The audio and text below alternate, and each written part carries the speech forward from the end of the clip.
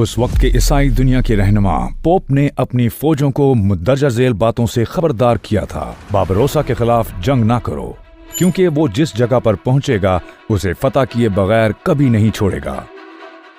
Istanbul पहले ही फतह हो चुका था।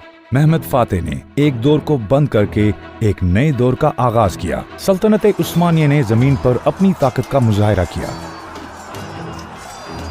और समंदरों पर अपनी निगाहें जमा ली। मकसद बहीरा रोम, और सिर्फ एक आदमी है जो इसे हासिल कर सकता था। कोई सुलेमान आलीशान से भी ज्यादा मशहूर, एक समंदरी डाकू जो 5 ज़ुबानें जानता था। आपने सही सुना, एक तुर्क समुद्री डाकू, हिजर रईस, जो समुद्रों के कप्तान के नाम से भी जाना जाता था।